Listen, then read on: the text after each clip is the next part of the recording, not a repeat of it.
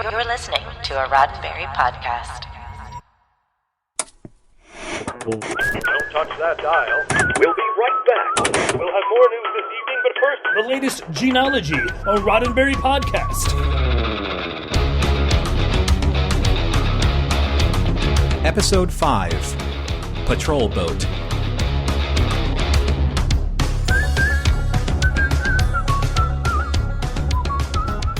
Welcome to Mission Log Gene-ology. I'm Earl Green. And I'm Norman Lau. Each week on Gene-ology, we set sail into the back catalog of Gene Roddenberry's earliest TV scripts and go fishing for the morals, meanings, and messages that he might have been weaving into that early work. And along the way, we might even run into scripts Gene wrote that went unsold, stories that went untold, unseen for decades and unheard until now. This week, we're still on the beat, or on the boat, with the 1950s syndicated crime drama Mr. District Attorney, and things are getting nautical because this one involves a patrol boat. Earl will be back with trivia in a moment, but first, here's how you can reach us. Gene-ology is meant to be entertaining and informative, but it's also the beginning of an ongoing conversation about the works of Gene Roddenberry. Drop us a line at missionlog@roddenberry.com and join us on X, formerly known as Twitter, and Facebook at missionlogpod. While you're at it, leave us a review and a rating at Apple Podcasts or your favorite podcast platform. And please remember, your comments could be used on future installments of Gene-ology. And now, here's our skipper, Earl Green, with this week's trivia. With IMDb claiming a July 1955 air date for this episode, we're almost at the end of Gene's, or Robert Wesley's, time on this series, and almost to the end of the series itself. Once again, there's no information whatsoever on who this episode's guest stars were, but then I found myself wondering, did anyone, other than Gene and David Bryan, work on both this show and in any of Gene's later work? Given that most of IMDb's episode listings for Mr. District Attorney contain no cast information, one has to consider the results of this query as partial at best. But the answer is yes. A guest star named Paul Power put in a guest appearance in an early episode of Mr. District Attorney, not one that Gene wrote, and he later appeared in a non-speaking role as one of the Organian elders in Errand of Mercy.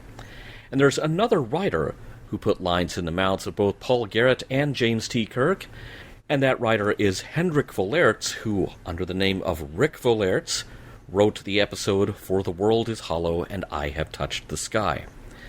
There are actually more crossovers between Mr. District Attorney and the Lieutenant, with actor Russ Conway, director Leon Benson, and writer Ellis Marcus having worked on both. Even more crossovers occur between Mr. District Attorney and Have Gun Will Travel, and it's possible to start losing track of how many crossover personnel happened with shows such as West Point and Highway Patrol that were not only in Gene's near future, but were also produced by Ziv television programs. So even at this stage of his career, was Gene getting the band together?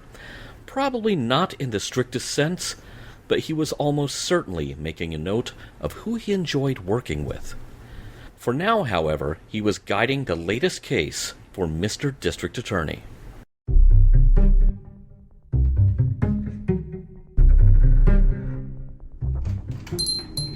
Paula, where are those mailboard invoices?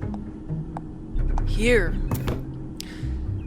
Henry, what is going on? Secret phone conversations? Tensions in every step, every word. Please, Paula, I'm tired. 7 days a week, 12 hours a day, and we can't stay in the black. That's not it. There's something else. The Northern Cross lading bills, for instance. Why are they in the files? We shipped to them months ago. Just a mistake. Then why do we have crates in the warehouse marked to those bills? Whose are they? They don't belong to us. It's a new shipment. I know better, Henry. I've been your office boy, stock clerk, sometimes even your longshoreman. I've gone to bed aching so we could have a business to call our own. An honest business, Henry. Win or lose, honest. Honesty is just a word. Plenty of successful men started with dirty hands. Rich, maybe, but not successful. Henry, I love you. I love you very much, but I won't help you be a criminal.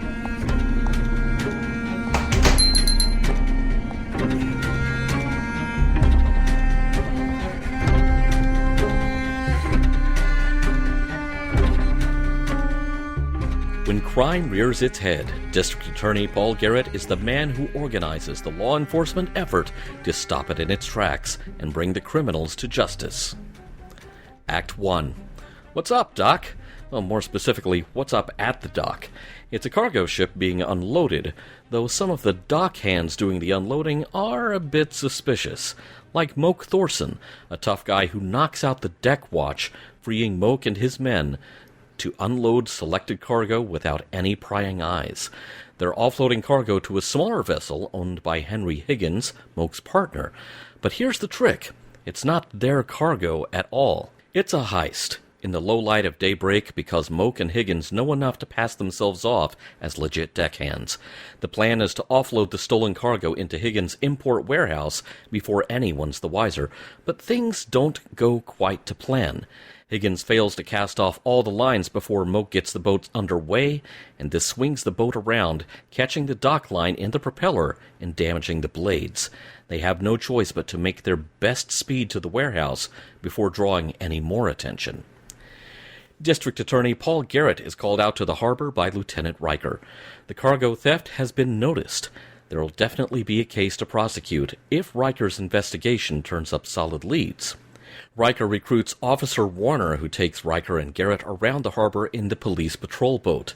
Their first stop is the cargo ship, whose captain has agreed to a layover for the duration of the investigation.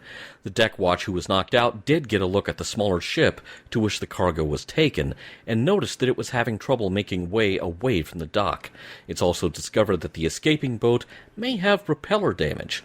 All of this information helps narrow Riker's search, and the trail seems to lead straight to the launch at Higgins Import-Export. At Higgins' warehouse, Moke makes it clear that since Higgins made a mess of this operation, Higgins can take care of the cleanup. But someone else in Higgins' life gets to call the shots too, his wife Paula. She's noticed not just that her husband is on edge, but that there are bookkeeping irregularities, and who is this Moke guy who keeps showing up? She senses something is up. Higgins orders the crew of his boat to just dump the propeller in the bay. Act 2. Garrett and Riker arrive at Higgins' office to ask him some questions, and one of those questions cuts right to the chase. Where were you when the cargo was stolen? Higgins' answer is a lie, and then he puts Paula on the spot, saying that she can corroborate his story. She lies to protect him. They show Garrett the invoices, the warehouse, and everything seems to be in order. Garrett and Riker leave to pursue other leads. Once they're gone, Higgins starts loading the stolen cargo. It's time to finally get rid of the stuff. But when Paula says she's leaving him, Higgins is suddenly less interested in the cargo. He even offers to leave the cargo for the cops to find elsewhere. But Higgins' timing could not be worse. Guess who just showed up and overheard that? Moke. Moke tells Higgins to keep loading cargo, and Higgins does. Paula is disgusted, but at least now she knows who's really in charge. Elsewhere, Riker and Garrett discover that Higgins just bought a brand new propeller for his boat. It's time they went and questioned him further. But just before they get there, having gotten all of his stolen cargo loaded, Moke beats Higgins up and takes Paula as a hostage. Garrett and Riker arrive just in time to see the boat pull away from the launch, with Moke and Paula aboard. Terrified that Moke will kill his wife, Higgins tells Garrett everything. A quick call to Warner on the patrol boat, and they're in hot pursuit, with handcuffed Higgins in tow. When Moke tries to disembark, holding Paula at gunpoint, it's Higgins who gets loose and tries to save his wife. Moke shoots Higgins in the shoulder for his trouble. This distraction is all Riker needs to get the drop on Moke. It's all over. Higgins and Paula live to see another day, though Higgins will be facing charges, and Moke is now in the hands of the police. The end. Not only was that a wonderful recap, Earl, but I do believe it was probably the shortest recap that we've done so far for Mission Log Gene-ology, at least for Mr. District Attorney. Is there a specific reason why this one was so short? Are we getting really good at looking at between the lines of the scripts, or is this just one of those kind of scripts that, well, it is what it is? I think to some extent it does fall under the it's what's rule. However, this script was a lot of detailed notes about locations, and it really gave me the feeling this is a place that Gene has hung out or spent time. maybe it was part of his beat, because there are even notes in the script about, here is where you could shoot this. Mm-hmm. Which we haven't seen anything like that since he was nominating a place to stand in for the airplane factory in Defense Plant Gambling. Here he's telling you where to go down at the harbor. And I couldn't help but feel like, okay, this is someplace he knows well, and that maybe while he was there one time, sort of like you were saying about the courtroom last time, he looks around and says, I could set a story here. Yeah, I mean, there was so much specific stuff going on with the script when it came to boating. In your research, did you find any indication that Gene was an avid boater? Because, again, I don't know if he had a consultant. I don't know if he had a friend. I don't know if he had somebody that he would boat with. But, it was very specific, and for very specific reasons, why he chose certain scenarios to put into his story. It was not uncommon, especially at this point in American history, kind of the post-war boom. And, things are good for the economy for some people. It was not uncommon for people to have a boat and to just go boating. And so I suppose one could gain that experience recreationally. I remember my uncle telling me when I was much younger, Earl, the happiest day in a man's life is when he buys his boat. The second happiest day of his life is the day he sells it. I've heard something similar to that, yeah. But yeah, I definitely got a feeling that this is someplace he has been, and this is someplace he's looked around and said, I could set a story here.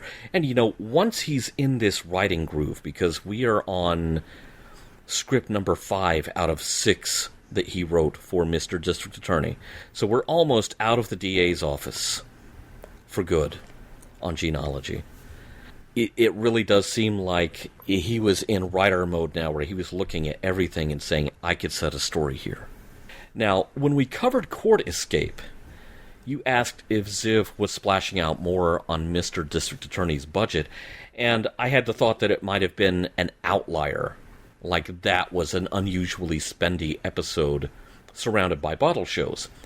And that may have been the case, but this episode kind of seems to point toward a pattern, which is Gene is getting to do a lot of big episodes with locations and requirements. Mm-hmm.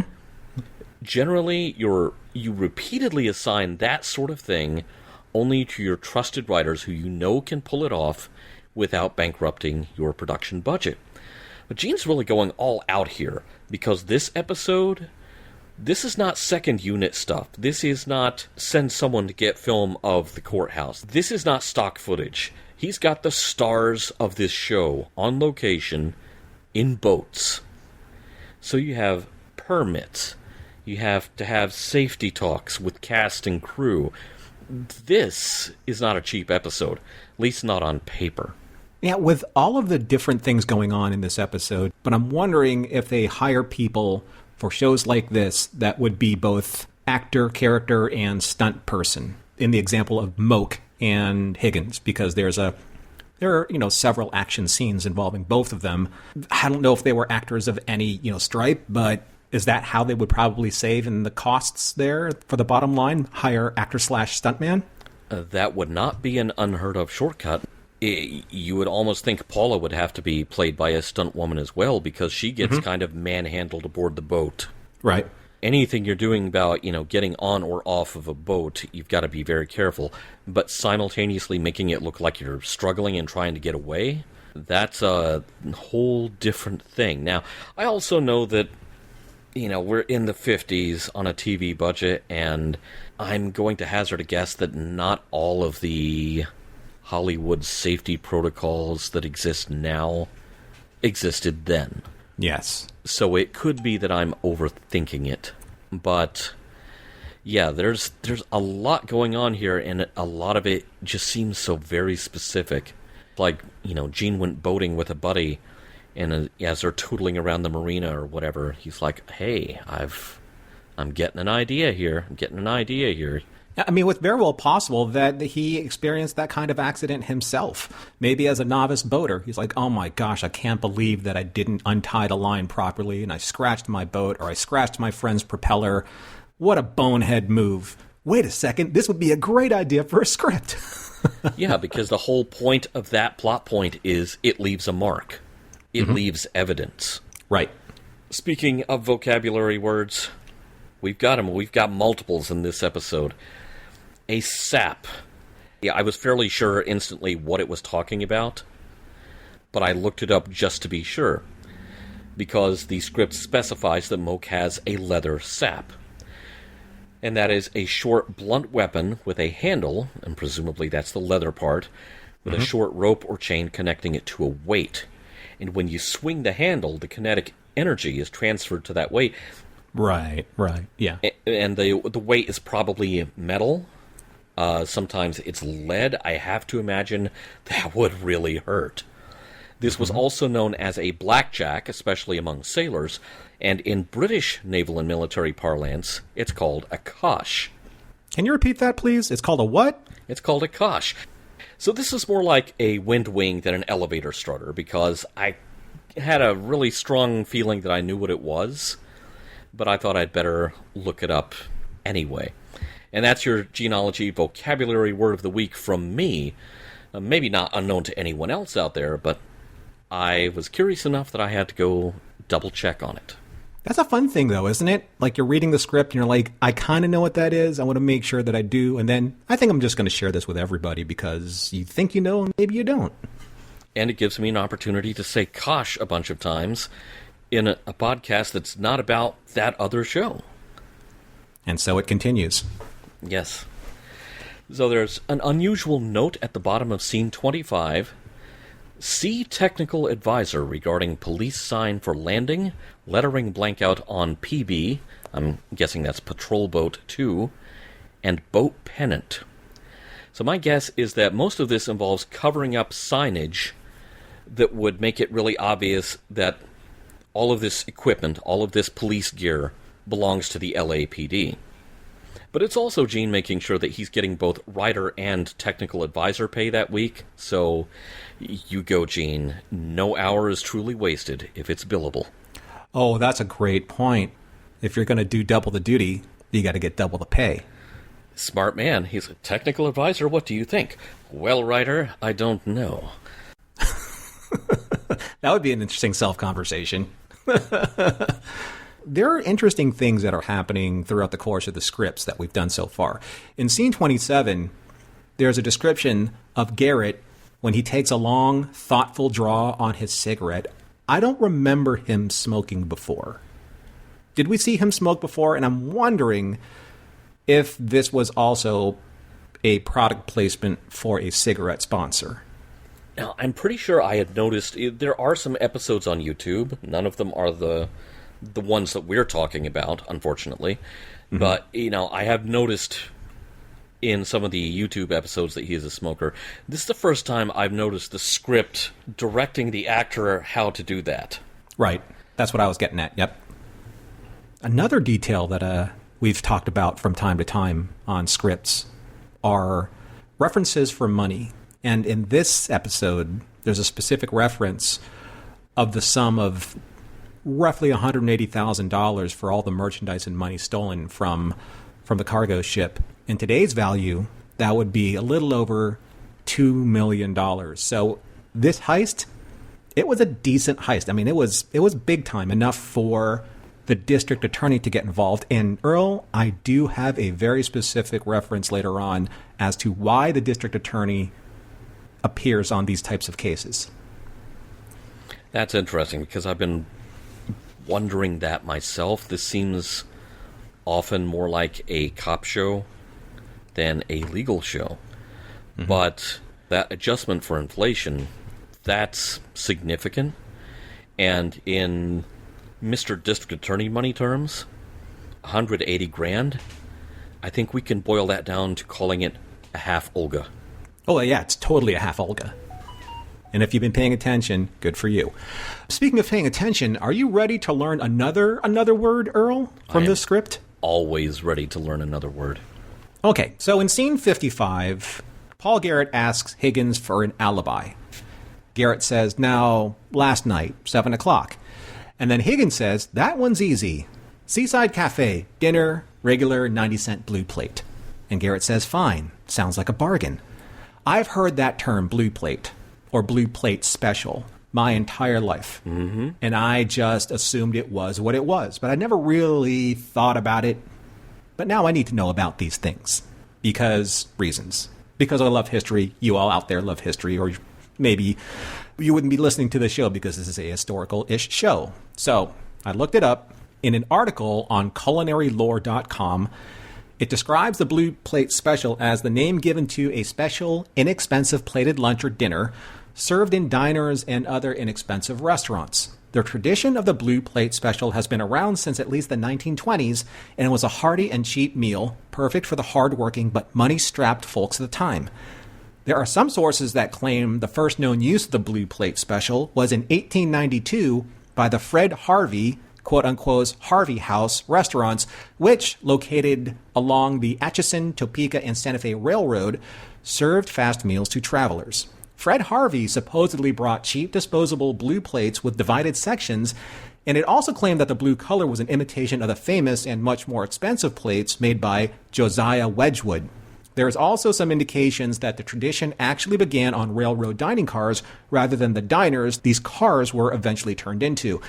Rather than a solid blue disposable plate, however, there's more evidence to suggest that the plates the blue plate special derived its name from were plates made in the popular blue willow china pattern, a pseudo-Chinese pattern widely produced by porcelain firms of the time and used extensively by restaurants all over the country. So yes, when Higgins says blue plate special or blue plate, he's a thrifty man and someone who's on a budget, but someone who likes value for his money.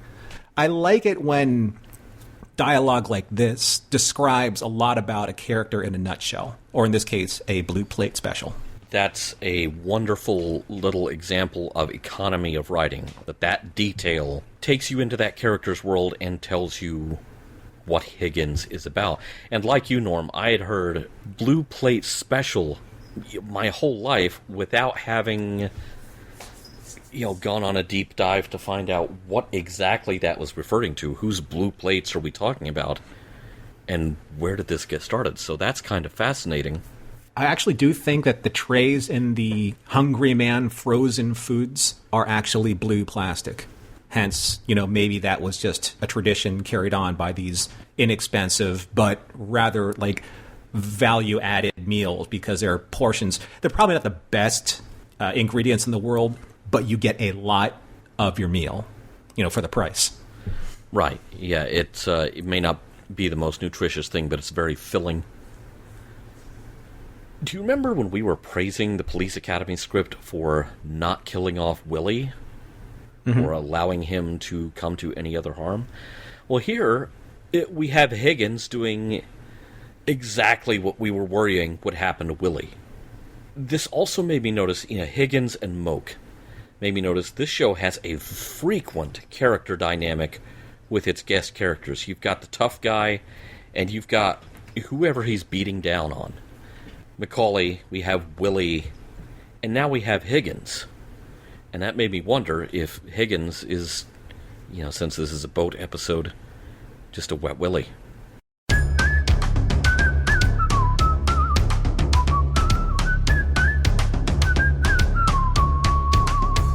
So, Norm, let's hear it for a script from Mr. District Attorney that isn't a sausage fest. Google that one, people. Yeah, let's talk about Paula Higgins.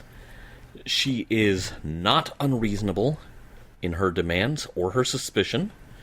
She is forced into something of the damsel in distress role toward the end when Moke takes her hostage. But prior to that, she has her own agency. Obviously, there is a complicated relationship going on with her and her husband. And it's still sympathetic and easy to relate to. I think we've all had that relationship in our lives, however briefly, hopefully it was, where you're trying to be supportive of someone and then you look up one day and you're wearing a little stick-on name tag that says, "Hi, I'm the enabler."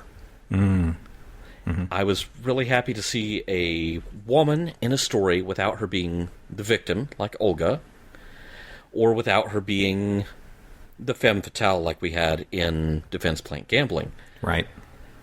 The script almost seems like they're trying to set her up to be kind of a nag, at least in her husband's eyes, but then the script also makes it very clear he's wrong. He's in the wrong.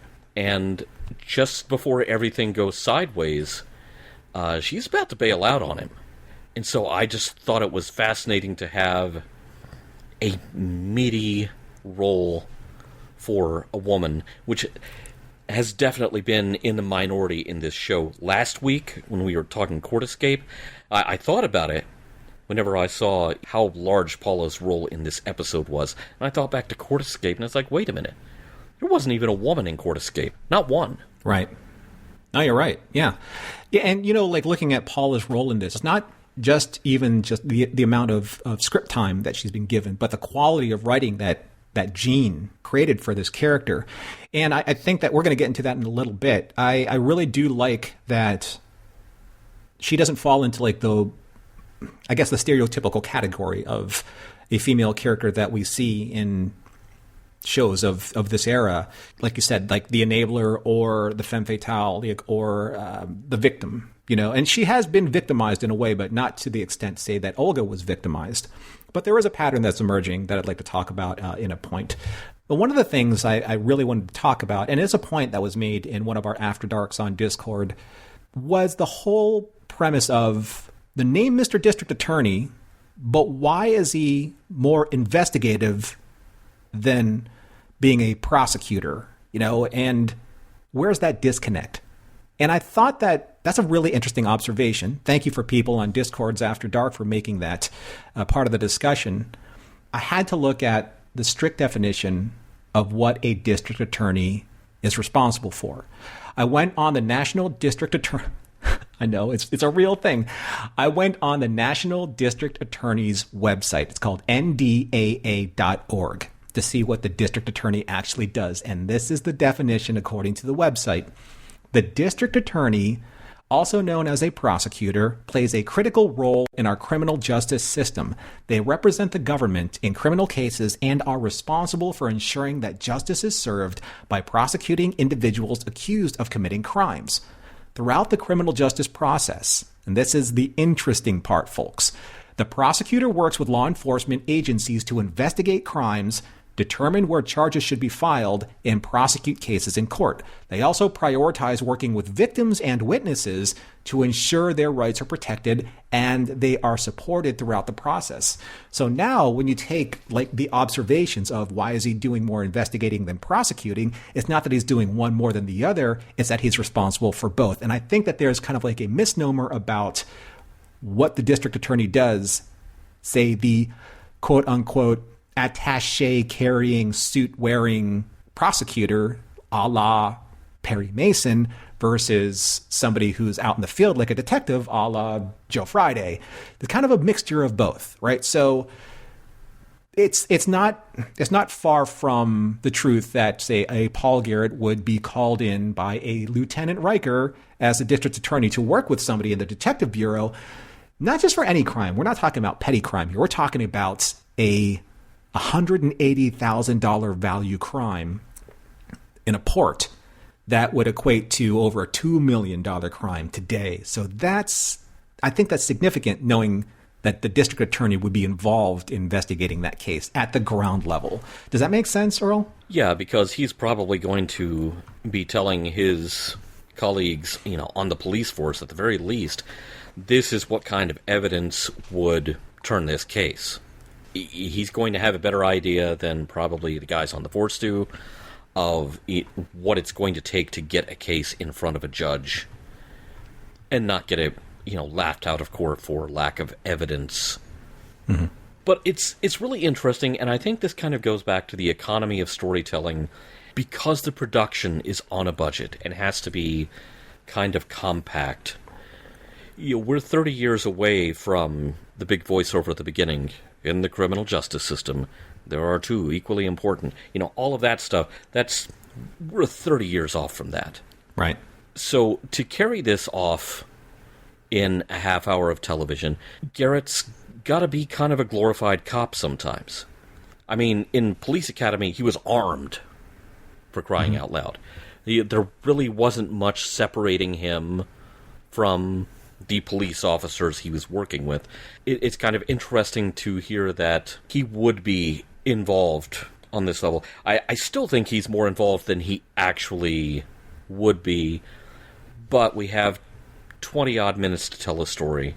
We can only afford so many actors, and so Mr. DA is... He's every arm of the law. If the law was an octopus, he's still every arm of the law. I mean, it goes kind of like hand in hand with, I know that in the parlance of this, top cop always equated to the district attorney.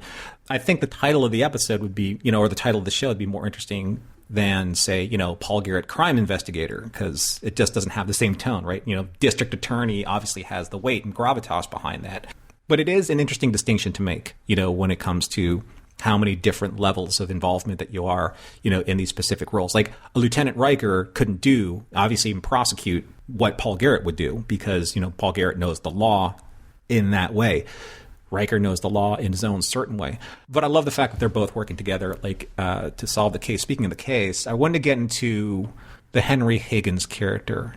And I can't say Henry Higgins without trying to sing the name Henry Higgins. Just you wait, Henry Higgins. Oh my gosh. Audrey Hepburn as Paula has popped into my head. I don't know how I'm going to get that out. Anyway, I digress. My Fair Lady, go watch it. You'll thank yourself for it. In scene 44, Paula, that's Henry Higgins' wife, is tired and frustrated and just wants the truth about the mysterious box of goods in their warehouse. She lays into her husband saying, "I've gone to bed aching so we can have a business to call our own." Previously in a chunk of dialogue, she's done everything from haul boxes, to mark inventory, to do the bills, etc., from soup to nuts. She says that, "I want an honest business, Henry, win or lose, honest." And Higgins replies, "Honesty is just a word. Plenty of successful men started with dirty hands." And Paula replies, "Rich maybe, but not successful. Henry, I love you very much, but I won't help you be a criminal." This is what we're talking about, to go back to your earlier point, Earl. This is the really quality of writing that a female character is finally getting in Gene's scripts, because I love the moral compass that she has. I love the fact that she can distinguish clearly between rich and successful. They're not necessarily always, mutually exclusive, but in this case, she knows the difference between the end road for one and definitely the quality for the other. And for some, wealth is the only goal, and that means success. For others, success can be as simple as living a good and honest life or have an honest business, like she's saying.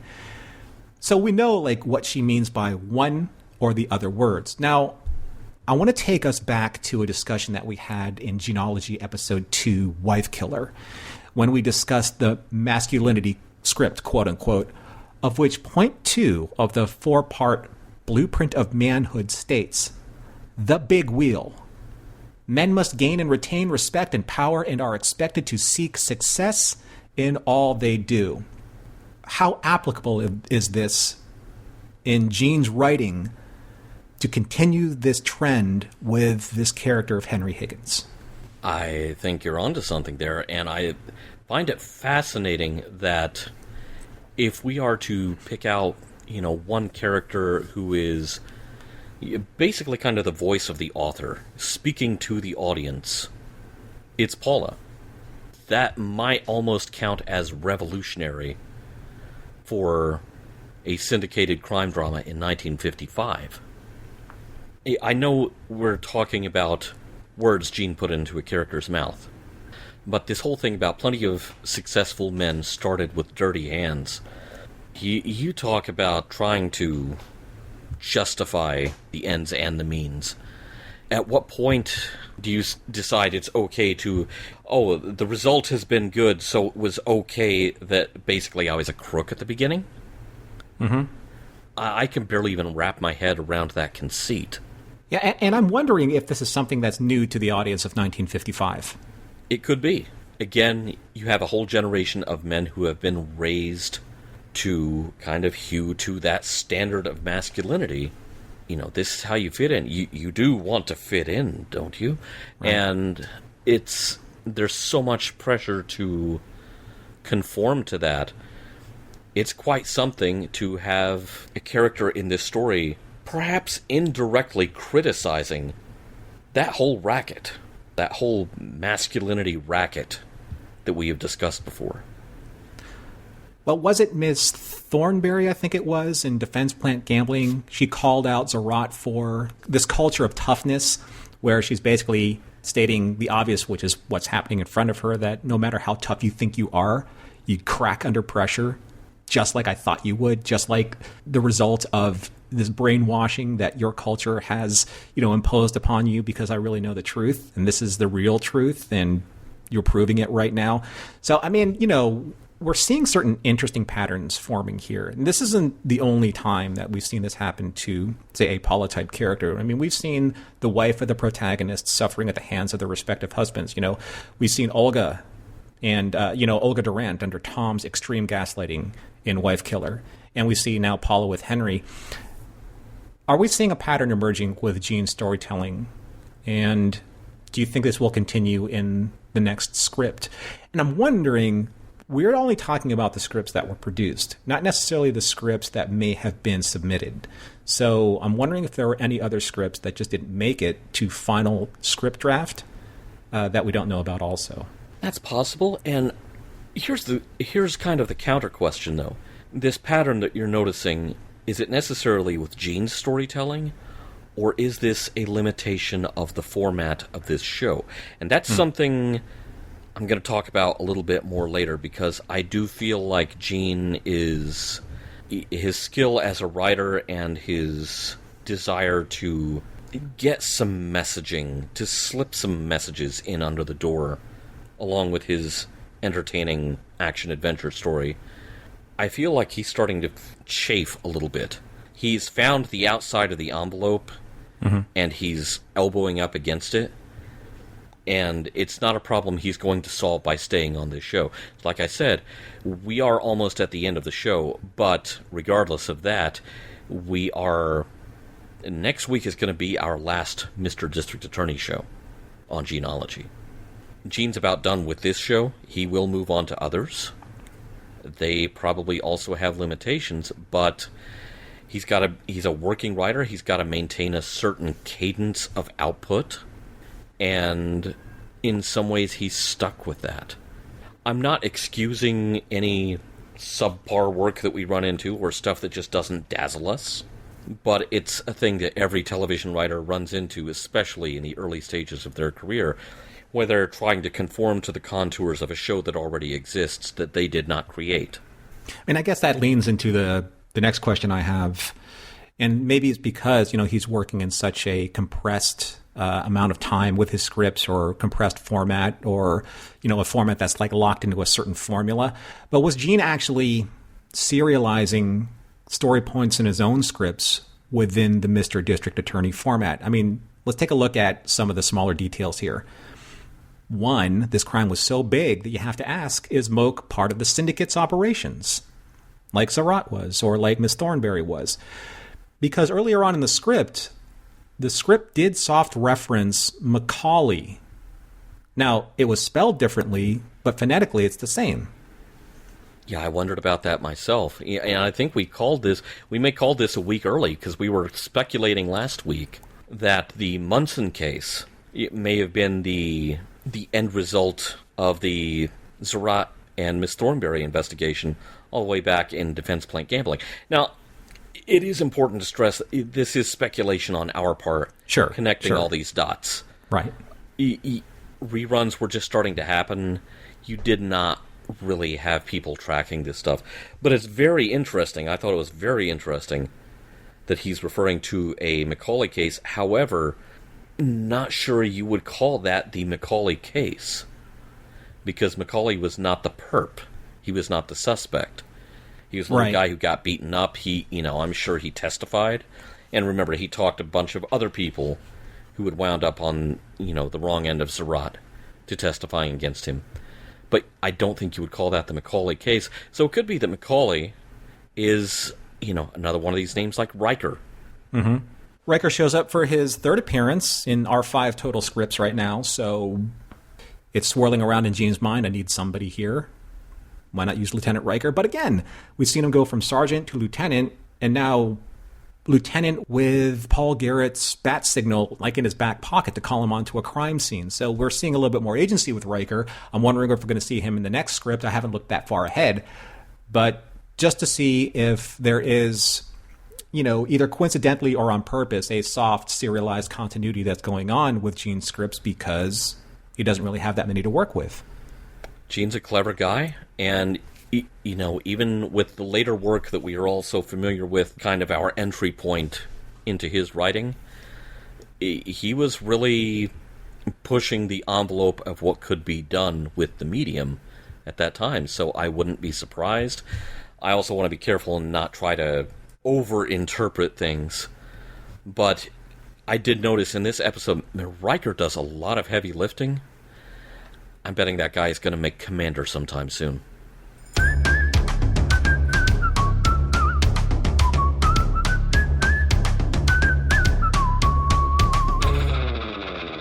So we finally docked at the end of Patrol Boat for Gene-ology, and what we do here, as we do with our standard mission log podcast, we take a look at the episode in total, our entire discussion, and see if there is a moral or a meaning or a message that we can find that ties into Gene's more famous work.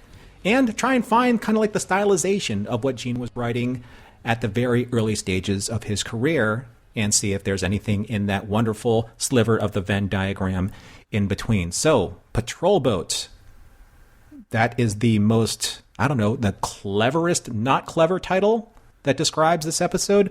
But how did you feel about it, Earl? What were your thoughts on the episode, your final thoughts, and did you find any morals, meanings, or messages contained therein? I was so close to deciding, the first couple of read-throughs of this script, I was really close to just writing this off as court escape, but on a boat. But my mind keeps going back to Paula Higgins, deciding that something stinks, and deciding to do something about it, and then she has the realization that maybe all she can do about it is get herself out of the blast radius of whatever is about to go down. Good for her. That's a solid message. Mad props to her. Now, in terms of Gene's writing and his career here, we're getting to the end of Mr. D.A., but we're also getting into some slightly samey episodes here. And this reinforces my gut instinct that Gene is bumping up against the limitations of the format of Mr. District Attorney as a show. We have only one more episode from this series to cover, and then at the risk of spoiling things, we start getting glimpses of work that seems more like what you would think of coming from the mind of Gene Roddenberry, as most people would think of him. And because he's also trying to make a living as a writer and establish his foothold in the market, and you get that foothold in the industry by turning in good work, regular work, producible work that is not going to tax the budget. Although, we've got our regulars riding boats for this whole episode, so maybe that notion is out the window. He is occasionally going to have to keep writing for shows that have limitations and place limitations on him. And I think really what we're on the lookout for here is how does he squeeze around that and slip us, the audience, a little message under the door without breaking the show. As a noob, if you're the new face in the writing room and you're trying to hand in something that's going to break the show, you're not going to be in that room very long. I wonder if Gene saw any of the ratings indicators ticking up with his scripts that allowed him to flex a little bit in terms of calling the shots in his own scripts. As we've mentioned before, there are a lot more specific directions for, say, the director or the set designer or for the location manager to follow. So even though that, he is the newer person, I'm wondering if he's started to build a little bit more clout, in the business and being able to again, call a certain amount of specificity into scripts to make those scripts even more memorable because of the quality that he's demanding. He's definitely being ambitious here. I mean, it's just it's the meme of the cat in a business suit reading a newspaper. I should set a show on a boat. This is, for morals, meanings, and messages, this is probably one of the more difficult scripts, of the 5 that I had to dig deep on. And it all comes back to, and as you've mentioned before and focus on, it all goes back to Paula Higgins. Because I think Paula Higgins is a very interesting character, and especially the interchange between her and her husband, Henry. I mean, a lot of those scenes caught my attention, especially going back to that, in my opinion, a pivotal scene in the script where Higgins says to Paula, honesty is just a word. Plenty of successful men started with dirty hands. So I'd ask the question, but does this mean one stays successful only if one's hands stay dirty? Or if one tries to wash their hands of their past, does that mean they are morally clean, yet financially set back or even ruined? So where's that fine line between doing what's right and what's wrong in this equation? And I think that's what Paul is trying to, she's trying to balance out. If Henry ended up profiting from his crime and providing Paula with this lavish lifestyle I think that he wants to afford her, is this being a successful man because their money problems have disappeared? That he has been able to check off the part 2 of the masculinity script, the big wheel? Or was he just stuck? Was Henry just stuck in perhaps a failing business and a failing marriage? Is that his reality? Is that his motivation? Is that motive enough for him to be able to perpetrate a crime? But the one thing that I do think that he was able to see in the end and to save in the end was Paula's dignity. Because I think that when he sacrificed himself, when he threw himself at Moke to save Paula, I think he saw in himself what she saw in him when they first got married. And I think maybe I'm giving him more credit here than you, Earl, but I think that, if you're going to take a bullet for somebody, if that doesn't prove your love for somebody, I'm not sure what will. The big question, though, I want to ask, if Moke and Henry got away with the heist from the very start, would Paula have ever known? Or would Henry's sudden windfall, which helped turn around this failing business, just have been a ruse that Paula would have believed and just part of this loving, supportive husband that wanted to provide her this wonderful lifestyle, right? He's hardworking. He's dedicated. She was behind him every step of the moment, lying to Garrett and sacrificing her own moral dignity because she believed in him. But if Henry never committed another crime, if successful people originally got their hands dirty, and then he and Paula led this clean and charitable life because of their success and even perhaps became pillars of their community, is that justification enough for one to dirty their hands with crime to begin with? Yeah, that one sentence out of this script is a spectacularly troubling message. And again, it's lines put in a character's mouth by the writer. I am not saying that Gene thought this in any way. And perhaps the most challenging thing about this script is that he doesn't really answer the question of whether or not Henry is right in what he says. He's just putting it on the table for the audience to consider and backing away slowly. Mission Log Gene-ology is produced by Roddenberry Entertainment. Special thanks to the Roddenberry Repertory Players. Our cast this week featured Shawn McDaniel as Henry Higgins and Rhea Papageorgiou as Paula Higgins. If you would like to support us directly, you can do so at patreon.com/missionlog for early access to shows and the Mission Log Discord. If you have any material that might be of interest to us that isn't already in the Roddenberry archive, drop us a line at missionlog@roddenberry.com. Our website is missionlogpodcast.com. On the next Gene-ology, police brutality.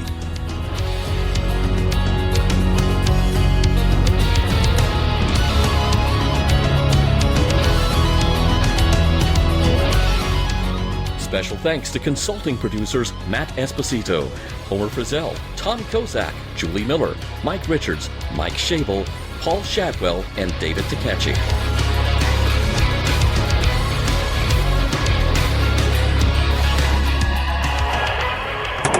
back next week with more of your favorite programs. This concludes our broadcast day.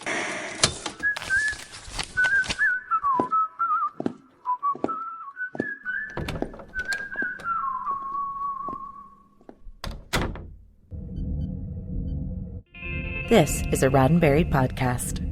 For more great podcasts, visit podcast.roddenberry.com.